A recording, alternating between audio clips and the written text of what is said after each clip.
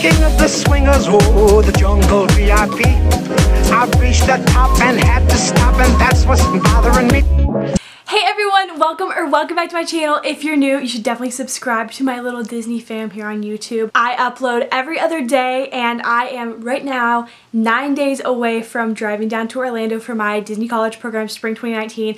I am so excited to start this journey, and I'm so excited to bring you guys along with me. I'm gonna be vlogging like driving down to Orlando, like the day before I check in, just everything. So definitely subscribe. Today I'm going to be doing a video about the phone interview process because I know that a lot of people watching Disney College Program videos are watching because they want to apply to the Disney College Program, and honestly it's coming up pretty fast because by the time you're watching this it'll only be, I think that the fall 2019 applications come out in January, I'm pretty sure.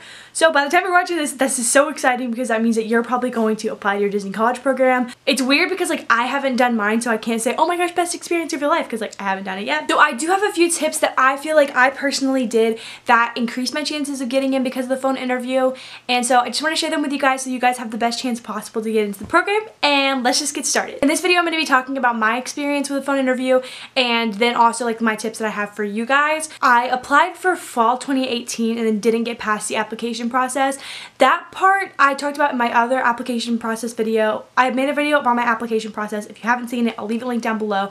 But I basically talked about how that part of it is kind of more like a computer thing. It's like all about timing. It's a little bit more about chance. It's not as much about like you as a person. It's kind of up to computer system as to whether or not you get in. Sometimes it is about you, but most of the time it's just about like the chance of it all. So if you don't get past that, definitely don't feel bad. It's not you. It's kind of more just like how many people they've let in, and nobody really knows exactly how that part works, but it's just really weird.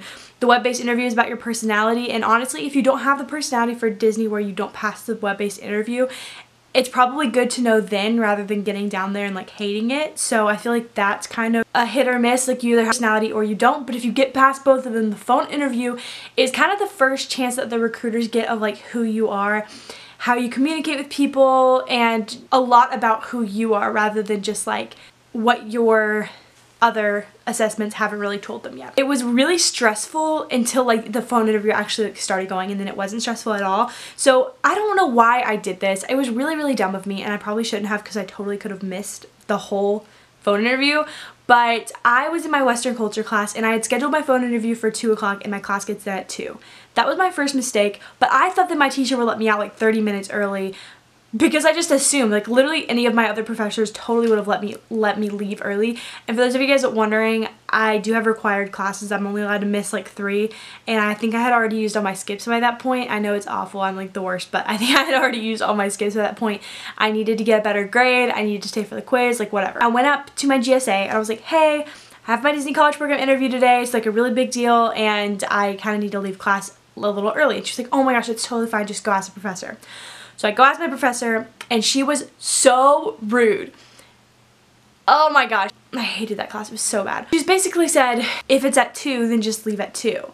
And I was like, well, they could call 15 minutes before, 15 minutes after. It's a really big deal. I just want to be settled in the library room by that point, and so like I just feel like I should just go ahead and go a little bit early. And she was like, well, that doesn't make any sense, but the earliest you can leave is 10 minutes early. Okay, but what if they call me 15 minutes early? But anyways, I was just like, whatever. I was so anxious the whole class. I was like, what if they call me early and I'm in class, and what if I don't see the phone call because I have to put my phone on silent, and what if I get out of class and everybody else gets out of class and it's really loud, and it was just like a bad situation. So as soon as it was 10 minutes, I grabbed my stuff, ran to the library, and it's probably like a solid 5-minute walk if you're walking like really fast. So I went to the library, got in a study room, but I hadn't scheduled a study room, which was my second mistake. I really should have done that because you just want like a quiet space, but I couldn't go to my dorm. Wouldn't have had enough time to do that. So I went to the study room, and it wasn't even mine, so I just had the luck of finding one. So I went in, and then my recruiter called, I think right at 2. And so she called, and then 5 minutes after we were just starting to talk, the people that were coming in, that was their study room. They were coming in to get the study room. So I was on the phone with the recruiter like switching study rooms while they were like, it was just so bad. And I was like really stressed out because I was like, I don't know where I'm gonna go. But then I went out on the patio of my library, like where it was pretty quiet. It was like a porch type area with tables, so I sat there and did my phone interview. So I did my phone interview outside whenever people were leaving class, but luckily it was like kind of quiet, so it wasn't that big of a deal. But it could have been a bad situation, so that's just like the story time of like before my phone interview. But then once it started, it was fine. So basically, I'm gonna kind of go into the questions she asked. I was gonna do a video of my phone interview like while it was happening, but I felt like some people can do that, but I feel like I would just cringe the whole time because I would be like, oh my gosh, I shouldn't have said that, oh my gosh, that was so stupid, oh my gosh. So I think it was good that I didn't film that because I would have like probably cringed at myself so much afterwards, and I would have been like, no, I'm not putting that on the internet. But I did pretty much take note of all the questions that she asked. A lot of people say to watch other people's videos of phone interviews and take notes and then remember all the questions, write all the questions down, write all your answers that you're going to say to all the possible questions, and then have them in front of you when you do the phone interview. I didn't do that. I watched a lot of people's videos, and I kind of, like one time I think I wrote out some of my answers that I would say for like some of the questions, but I just feel like it's a little too scripted and it's not very authentic whenever you have like all the notes in front of you. Some people need to do that to like remember what they're gonna say, but I just do better whenever I'm kind of going off of like genuinely what's in my heart and like what I actually want to say to answer questions. I just feel like it would have been super inauthentic if I would have just like had all the answers in front of me and kind of like just read them off. Some people need that. I really felt like it wouldn't help me, and I did fine obviously without it, but definitely suggest at least watching some of the DCP videos of like people doing their phone interviews. There's a lot on the internet. It's very helpful to know what the questions are. I'm going to tell you some of the things that she asked me in this video, but it's probably just good to just watch a few just to get a feel of like what the recruiters say specifically and how specifically people answer them, and then get into the program. The first question she asked was, is this a good time? Obviously it wasn't, but I don't know. A lot of people say that if you just say, oh no, it's not, can you call back in 10 minutes, it's fine. I literally would never do that, and it's just like me. I just like feel bad because I scheduled it. I should have picked a better time. It was my own fault, so I just had to work around it. But she asked me if it was a good time. I said yes. She was verifying my information. She was just saying, okay, your name's Alicia McAllister, you go to Liberty University, you're 19, for the spring program first, and then your second choice is Spring Advantage. And it was just kind of verifying my information. For preface, my phone interview was 40 minutes long, so that's like a good solid phone interview. A lot of people say that if it's less than 20 minutes, it's not a good chance that you're going to get through, but I honestly don't feel that way. I just feel like it's all about your recruiter and what questions they ask and how long it takes you to answer them. I don't think it's like a matter of, oh, if it's less than 20 minutes, it's like a bad sign, but if it's more than 30, then that's like whatever. I don't think that's the truth, but I just think it totally depends on the different interviews. So then she asked me about the Disney look, and she asked me, do I have any tattoos? Do I have any body piercings? If so, where? Like different things like that about like the Disney look. Like, is my hair a natural color? And like also, if you have a tattoo, is it like hideable? Like, can you hide it easily? Different stuff like that. And then she asked me, why do you want to work for Disney? And this is like my favorite question to be asked by anybody, because I do get this question a lot whenever I tell people I want to work for Disney long term or do the Disney college program. People ask me this anyway, so I kind of knew exactly how I was going to phrase it. But I will say to people that are doing the phone interview, there are the people that are obsessed with Disney, and I think that that is so fine, because like I obviously am in love with Disney. I love so many things about them, but I think that it's important to kind of have a good balance going into the interview of saying, okay, I'm obsessed with Disney, but I'm gonna turn my professional face on right now, because it is very easy to get overly excited, and whenever they ask a question, why do you want to work for Disney, be like, oh, I love Disney, I'm so passionate about Disney, I've loved it forever, like I want to work for you guys forever, I would work for you guys for free, Disney is my joy and my love and my life. Like, it's just important to keep your professional face on and not act overboard about Disney. Obviously show that you have knowledge of Disney, obviously show that you love the company, but don't be overboard about it to a point where they're like, okay, they're a little bit too Disney crazy. And obviously they want people that are excited about their company, but if you're a little bit overboard, I've seen people that were overboard and didn't get in, so I would just say tone it down a little bit. I know that you love Disney, but just like keep it to like a healthy medium where you're being professional, but you also like show your love for Disney, because that's important too. But basically what I said for that question is I just said, you know, obviously I loved Disney as a kid, but I got kind of a newfound passion for it whenever I got older. I found out about the college program. If I had the opportunity, I would love to work for the company long term, and so the Disney College program is a perfect step in the right direction for me because it starts my journey with Disney that I'm hoping to pursue long term. I'm sure that different people have different experiences with like saying that they want to work long term for Disney in their phone interview, but my interviewer was so sweet. I wish I remembered her name because I would totally put it in here, but I feel like her questions kind of went in a different direction whenever I said that I wanted to work for them long term. It was kind of like more focused on like Disney as a career rather than just like Disney College program as an experience to put on my resume.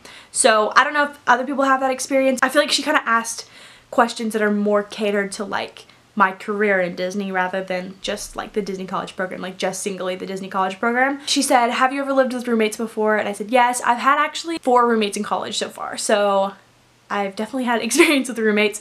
And she said, how did you handle conflict? So at that point, I hadn't really had any like major conflict. I'm the type of person that like if there's a problem, I'm very complacent, and sometimes I'll just say like, oh, I'm sorry, my bad for the things that I did, and then we'll kind of like move on with it. And that's just kind of how my personality is. Shout out to my Enneagram 2s.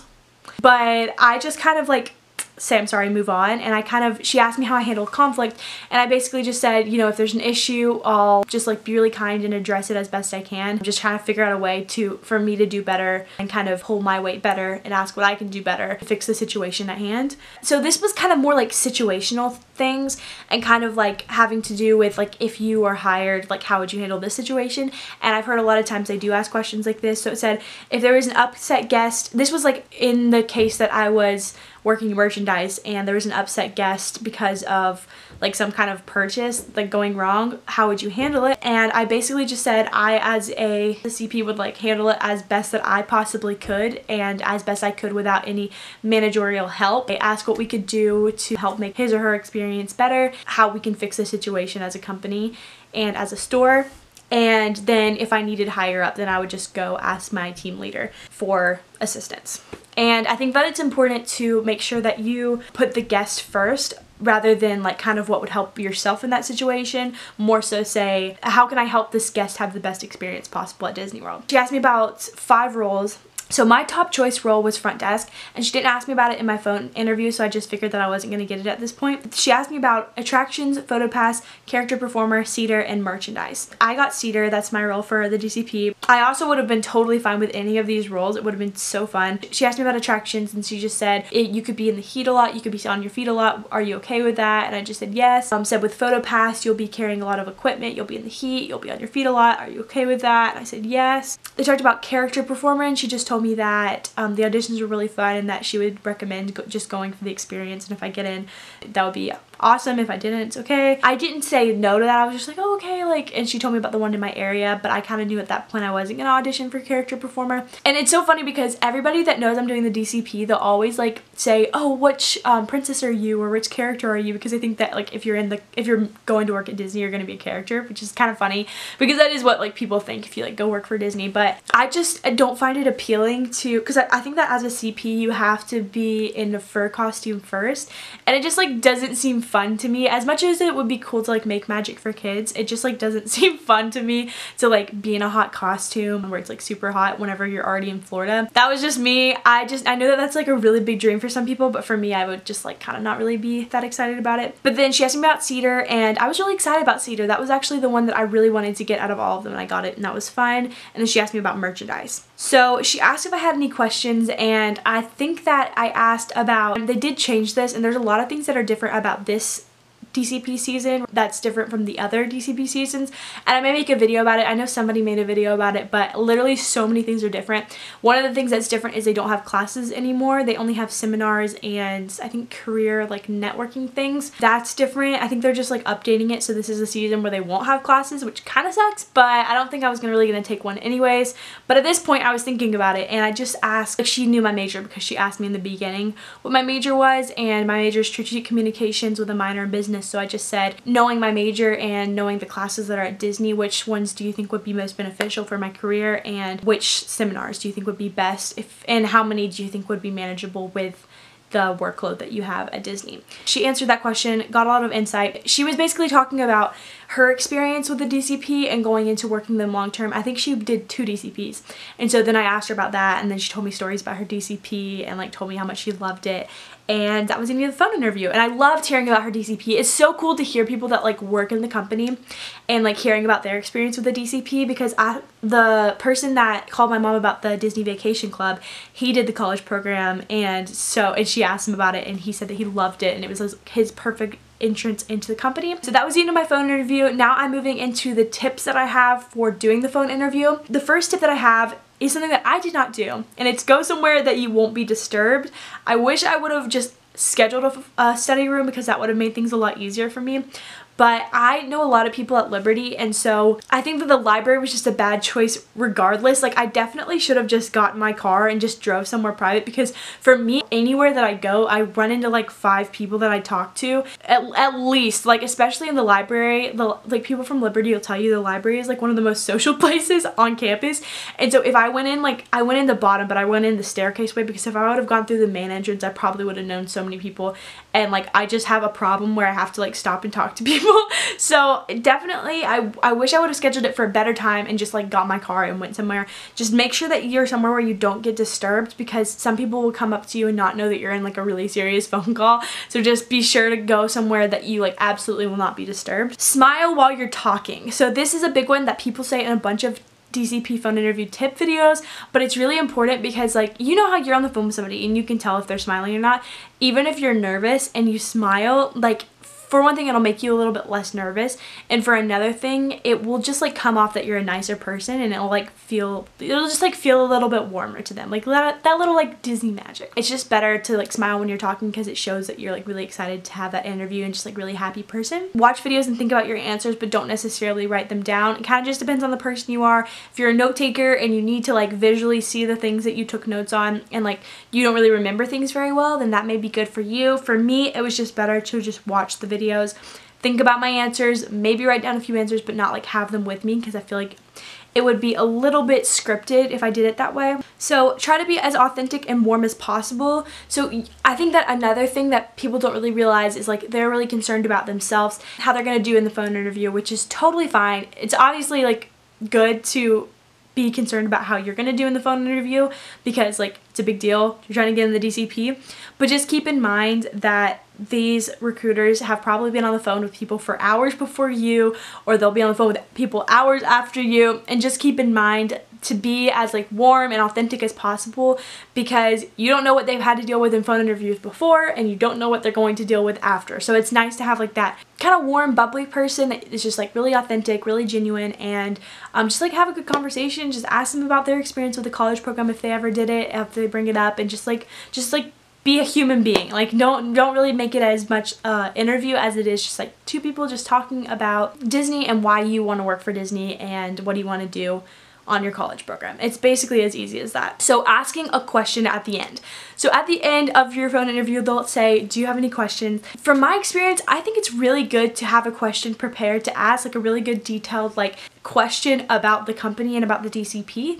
And I think it's good to ask questions. For one thing, it helps them realize that you like really do have a deep interest in the company, and you like actually want to know more about it, and you have like, you've been thinking about it, you have questions prepared. And I think the second thing that it does is like it gives you more information on something that you didn't know before. Like for me, I really didn't know which classes would be best for my major and kind of like how much time I would have to do that, and she really gave me a lot of insight on that. So it's really good to ask people. You know, you can ask on the Facebook pages, and people like may know, they may not know, they may give you the wrong information, but you're talking to the people that like, these are the recruiters, like they know what's up. And so it's really cool to ask them questions and like get more knowledge on something that you may not have known before.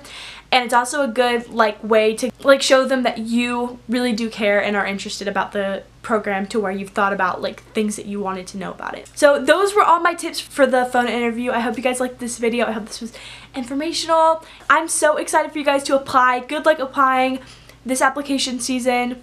I hope all goes well. Let me know down below if you've done the phone interview for fall 2019. If you've done it for this season and you had a similar experience, let me know. The phone interview really isn't as scary as people make it out to be because the recruiters, in my experience, my recruiter was so nice, and she really made it like very chill, just very exciting. She was just like really excited for me, and it made me get really excited about the DCP. So I'm super excited for you guys to apply for the DCP if you're doing it for fall 2019 or like later seasons and just watching this. So you will do awesome in your phone interview. Give this video a thumbs up if it was helpful or you liked it. I will see you guys in my next video. Bye!